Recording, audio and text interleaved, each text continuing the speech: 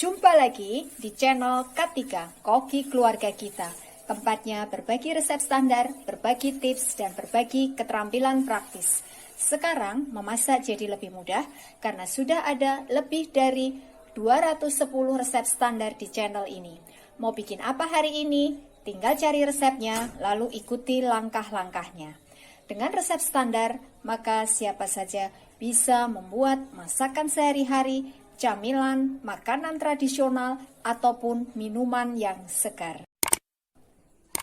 Untuk hasil terbaik, jangan lupa selalu gunakan seperangkat alat ukur kita, yaitu timbangan, sendok ukur, dan gelas ukur. Kali ini, saya ingin membagikan resep standar cara membuat pis kopior yang rasanya manis legit gurih dan harum baunya. Bagaimana cara membuatnya? Simak tutorialnya. Bahannya setengah butir kelapa muda. Pilih kelapa muda yang tidak terlalu muda supaya nanti bisa dikerok dengan menggunakan alat kerok seperti ini. Kalau kelapanya itu terlalu muda, maka ini nanti tidak bisa dikerok ya, dan warnanya juga agak bening. 4 lembar roti tawar, 1000 ml atau 1 liter santan agak kental. Sebaiknya menggunakan santan segar. Kalau kita membuat dalam jumlah sedikit, maka kita bisa menggunakan santan mentah ya. Tapi kalau misalkan membuatnya ini dalam jumlah banyak, maka demi amannya supaya tidak cepat basi, maka sebaiknya kita rebus dulu santannya, baru nanti kita buat untuk adonannya. 125 gram gula pasir, 1 sendok teh garam halus. Ini saya menggunakan garam halus biasa. Kalau misalkan kita menggunakan garam halus yang kering seperti merek Revina, maka kurangi ukurannya supaya tidak asin. Gunakan sendok ukur seperti ini supaya nanti rasanya bisa pas. 2 lembar daun pandan. Ini kita cuci sampai bersih ya. Kemudian ini nanti kita potong-potong sepanjang kurang lebih 4 cm. Bahan berikutnya, daun pisang. Pilih daun pisang yang tidak keras. Biasanya menggunakan daun pisang biji atau pisang kerutuk. Pilih daun pisang yang tinggi ya. Dan kita potong lebar. Daun pisang ini kita bersihkan dengan menggunakan lap bersih. Kita juga membutuhkan beberapa lembar plastik. Pilih plastik yang tahan panas, yang food grade ya, jadi aman buat kita. Kenapa harus menggunakan plastik? Supaya ini nanti tidak bocor kuahnya. Plastiknya kita bikin lembaran-lembaran seperti ini ya.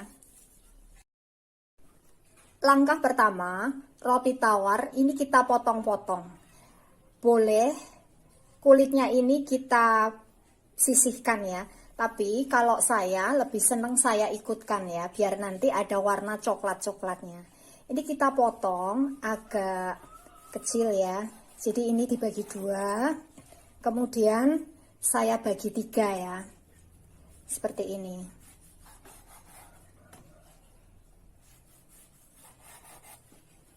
Ya.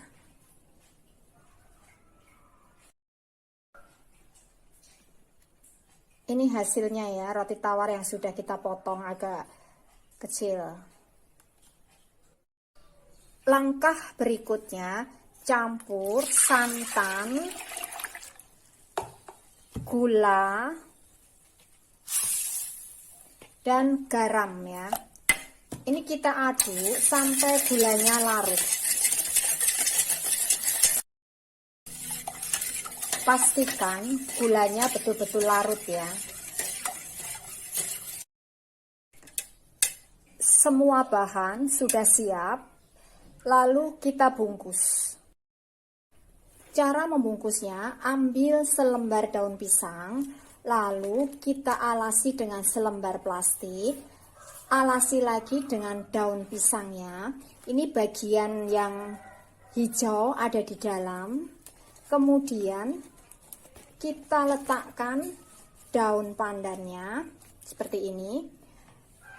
Taruh kurang lebih 4 potong roti tawar, 1 sendok makan kelapa mudanya, seperti ini ya.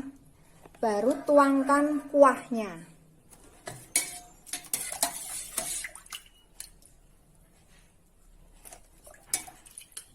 Kuahnya ini agak banyak ya, jadi ini kurang lebih saya tuangkan 4 sendok sayur kecil seperti ini.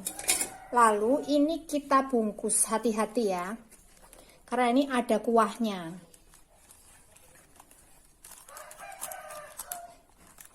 Kita semat dengan lidinya. Kemudian sisa daun ini kita rapikan ya. Nah, seperti ini ya hasilnya. Kita ulang, ambil selembar daun pisang, alasi dengan plastik, lalu alasi dengan daun pisang. Ini bagian yang hijau ada di dalam. Kemudian letakkan 1 potong daun pandan, roti tawar, lalu kelapa mudanya, supaya kuahnya ini tidak keluar saat kita bungkus ya. Jadi setelah kita letakkan roti tawar dan kelapa mudanya, ini langsung kita tutup ujung ini, kita lipat gini ya. Kemudian kuahnya baru kita masukkan ya, dari bagian yang belum tertutup seperti ini ya. Dengan cara seperti ini nanti kuahnya bisa masuk cukup banyak. Ini saya tuangkan kurang lebih 5 sendok. Baru nanti kita tutup ya. Jadi tidak akan keluar kuahnya.